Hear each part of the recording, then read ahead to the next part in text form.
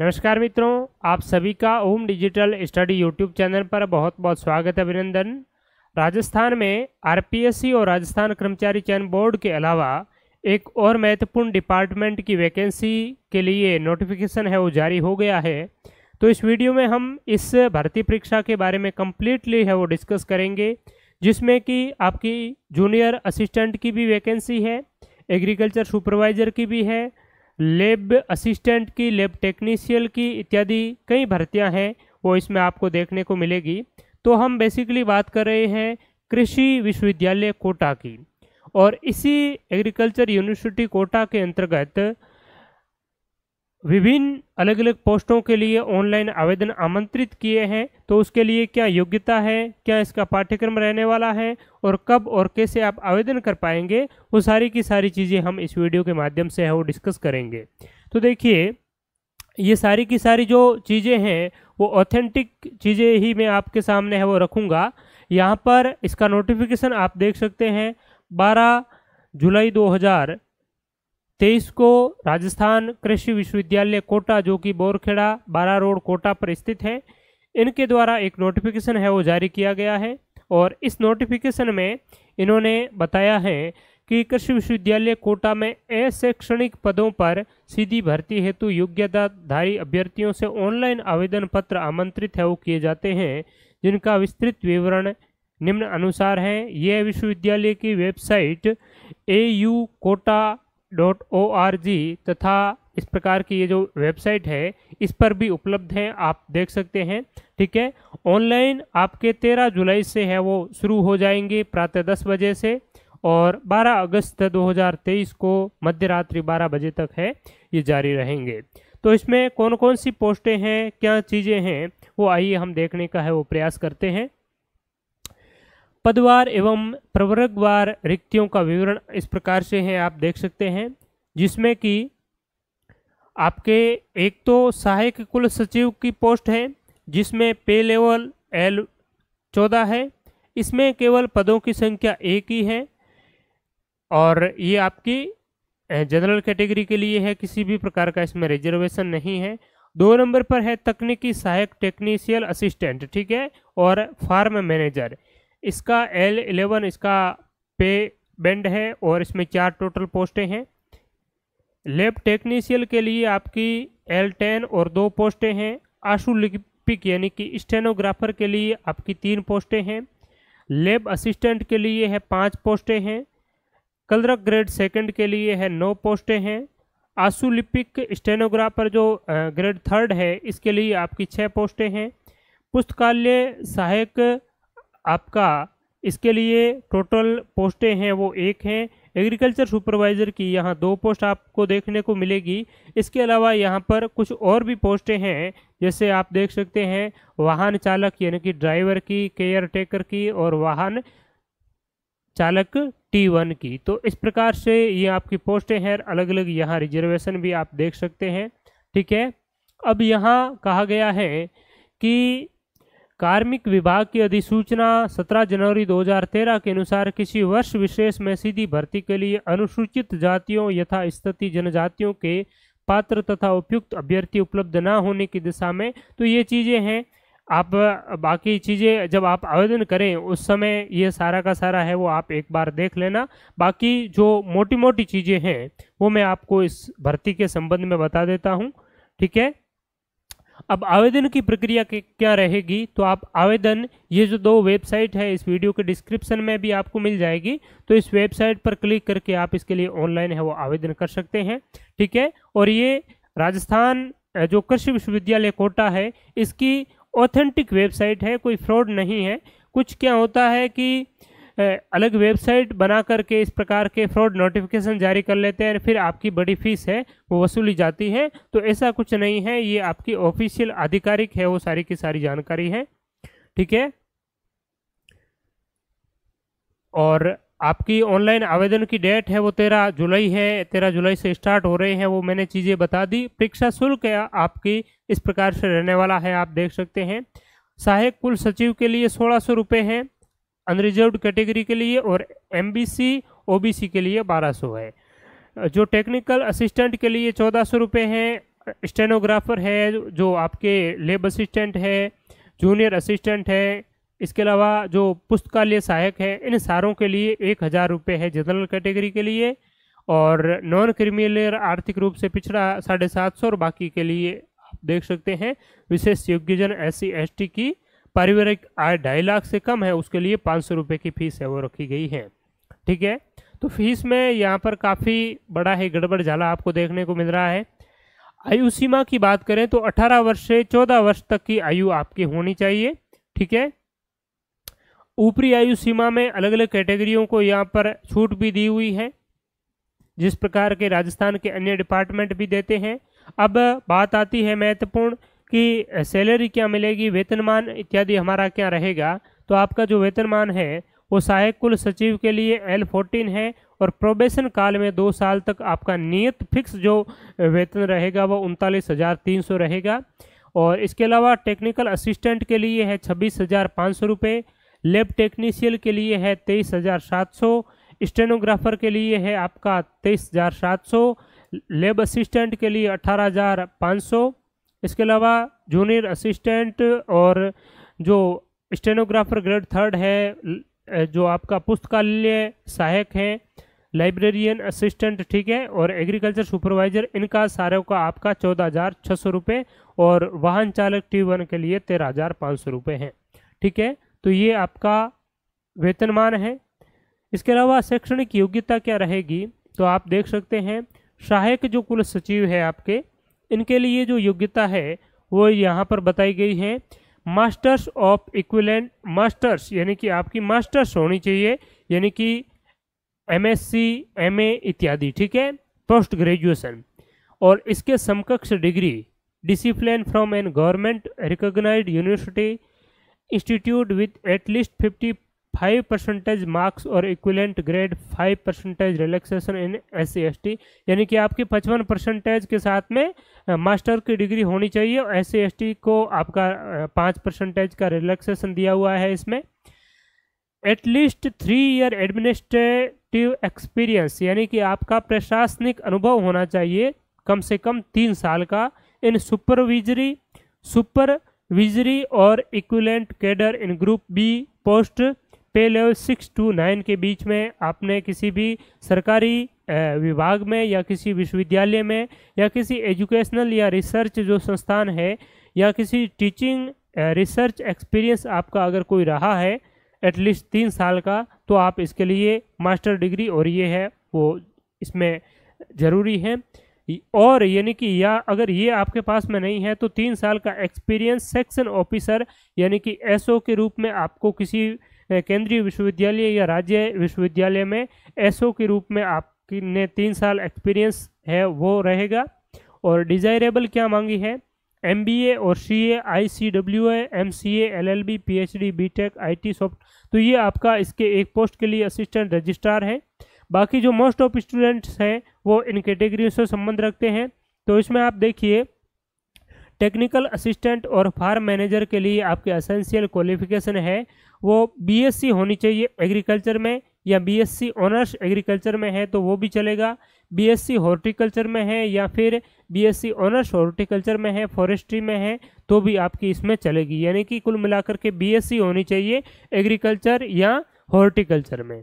ठीक है, lab technician के लिए है आपकी BSc, इसमें भी सेम ही है जो कि ऊपर वाले में है। स्टेनोग्राफर के लिए अगर बात करें तो senior secondary from a recognised board और इट्स इक्विवेलेंट एग्जामिनेशन, यानी कि 12th होनी चाहिए।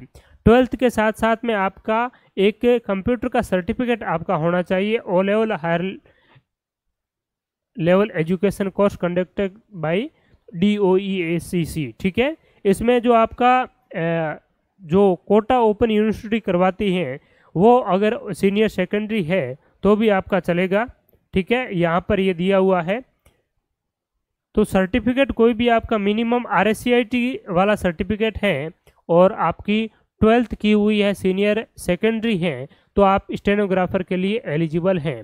ठीक है, लैब असिस्टेंट की बात करें तो लैब असिस्टेंट में आपका अगर हायर सेकेंडरी आपने जो उत्तीर्ण की है 12th उत्तीर्ण की है, कृषि वैकल्पिक विषय आपका विज्ञान या कृषि यानी कि साइंस में आपका एग्रीकल्चर रहा है अगर 12th में, तो आप इसके लिए एलिजिबल हैं लेबोरेटरी असिस्टेंट के लिए, प्रयोगशाला सहायक के लिए।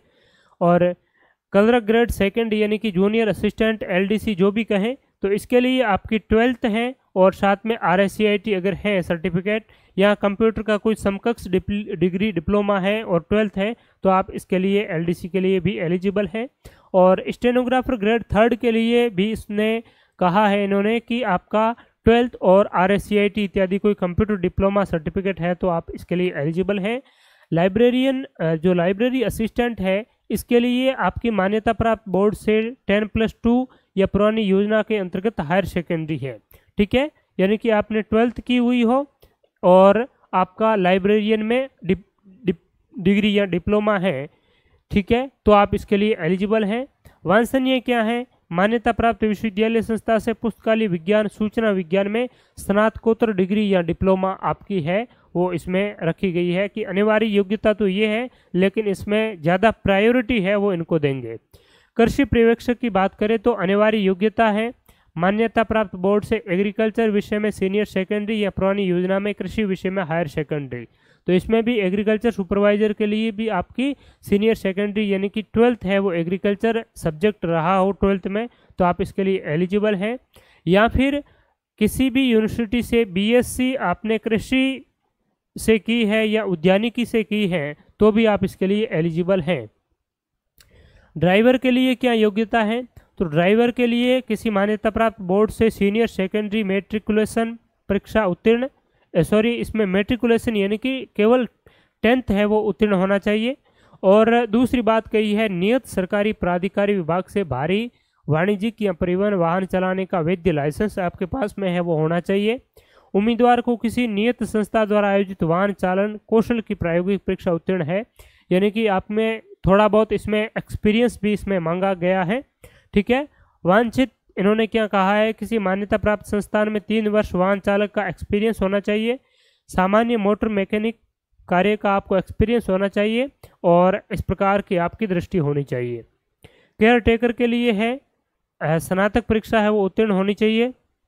वाहन चालक T1 के लिए है मेट्रिकुलेशन यानी कि 10th है, और ये जो इसमें मांगा था वही कौशल प्रायोगिक परीक्षा उत्तीर्ण है वो होनी चाहिए।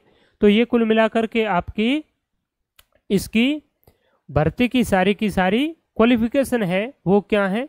अब चयन की प्रक्रिया क्या है?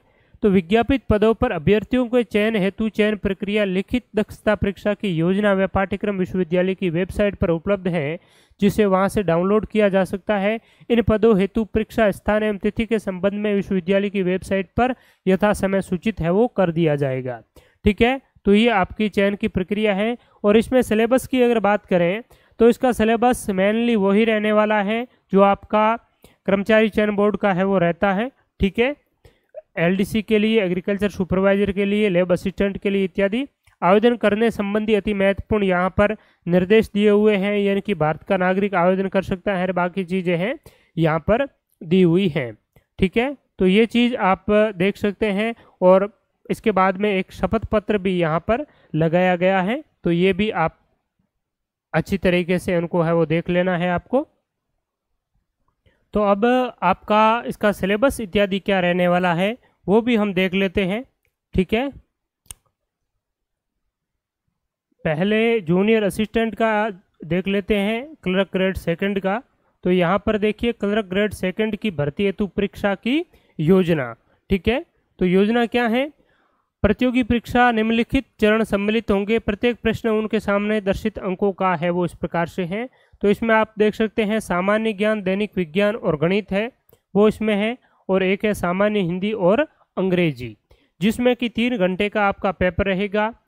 75 प्रश्न है वो इससे पूछे जाएंगे, सामान्य ज्ञान, दैनिक विज्ञान और गणित से, और 75 प्रश्न सामान्य हिंदी और अंग्रेजी से है वो पूछे जाएंगे, ठीक है। और 600 अंकों का है वो टोटल आपका पेपर है वो होगा, ठीक है। तो एक ही पेपर होगा, इसमें आपके सेपरेटली 2 पेपर नहीं होंगे। दोनों के ये जो इतने सब्जेक्ट दे रखे हैं, 2 सेक्शन दे रखे हैं इनका, ठीक है। 150 प्रश्न, 3 घंटे और 600 अंक। इसके बाद में आपका वैसे ही आप फर्स्ट फेज है वो पूर्ण कर लेंगे तो सेकंड फेज में आपका दक्षता परीक्षा आयोजित होगी। साथ साथ इसमें जो निःशक्त अभ्यर्थी है, फिजिकली हैंडीकैप है, तो उन अभ्यर्थियों के लिए कंप्यूटर पर हिंदी में टंकन है, उसकी जो गति परीक्षा है वो आपकी निःशक्त व्यक्तियों से भिन्न अभ्यर्थियों के लिए, यानी कि कहने का मतलब है ये जो आपकी टाइपिंग इत्यादि होगी वो निःशक्त जो फिजिकली डिसेबल हैं उनके लिए नहीं होगी।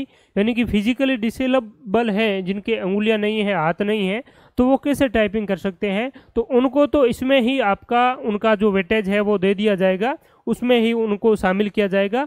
निःशक्त जनों को फेज फर्स्ट में प्राप्त अंकों के आधार पर औसत अंक है वो दे दिए जाएंगे इसमें, यानी कि फर्स्ट जो फेज फर्स्ट है इसके अकॉर्डिंग इसमें एवरेज आपके मार्क्स है वो दे करके उनको है वो ले लिए जाएंगे। बाकी जो आपके निःशक्त जन नहीं है, सामान्य अभ्यर्थी हैं, ठीक है, उनके लिए टाइपिंग जो टेस्ट है वो होगा, जिसमें कि कंप्यूटर पर हिंदी में जो टंकन होगा वो होगा आपकी गति परीक्षा है, यानी कि जो टाइपिंग टेस्ट है वो 10 मिनट की होगी, ठीक है, और 20 शब्द प्रति मिनट आपकी स्पीड है वो रहेगी, ठीक है।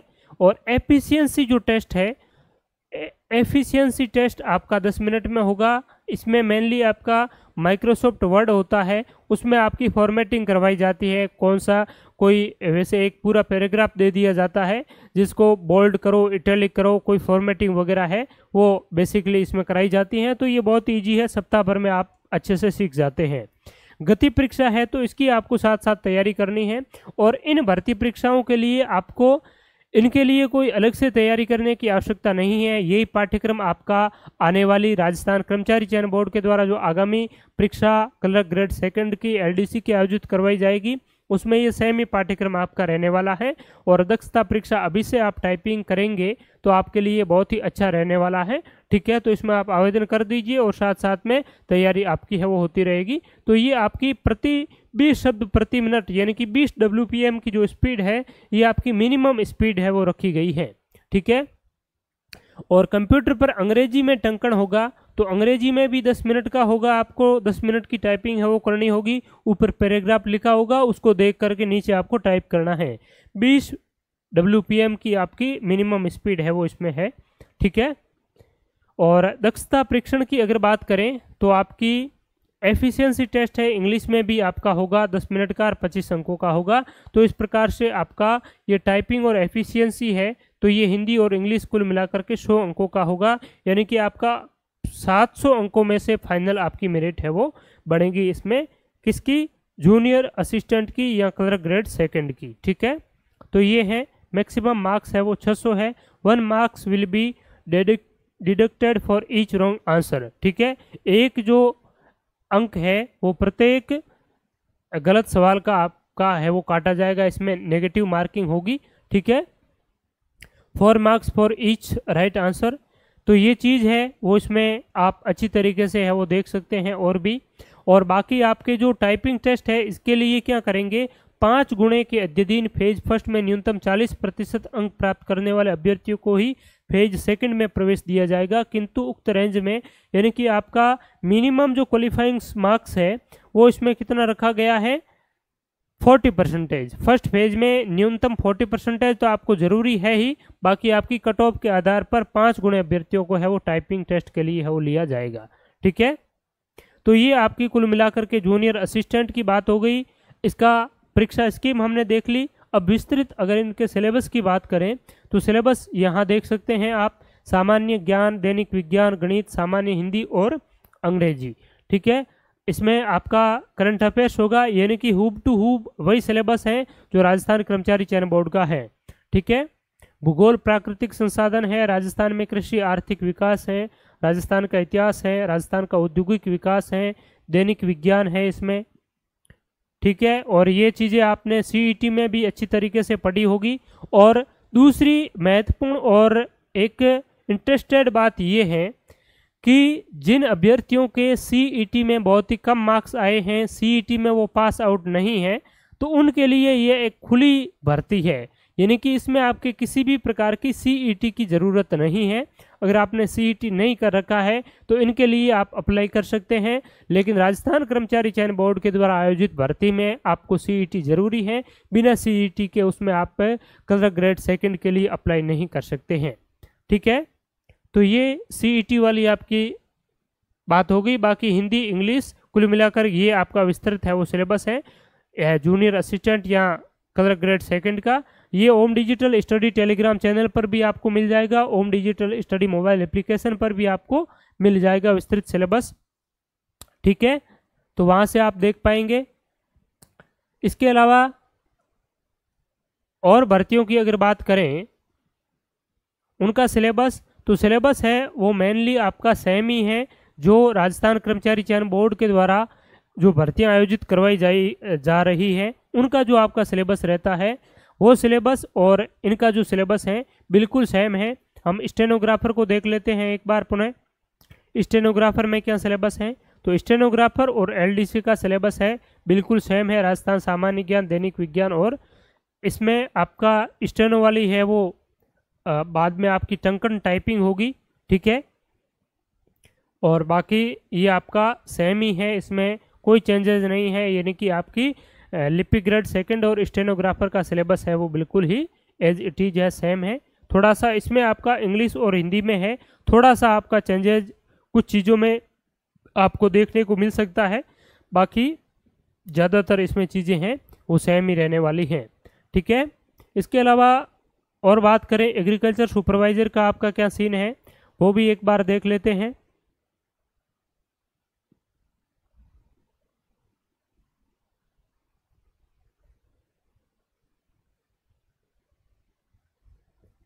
ये तो स्टेनोग्राफर आ गया वापस।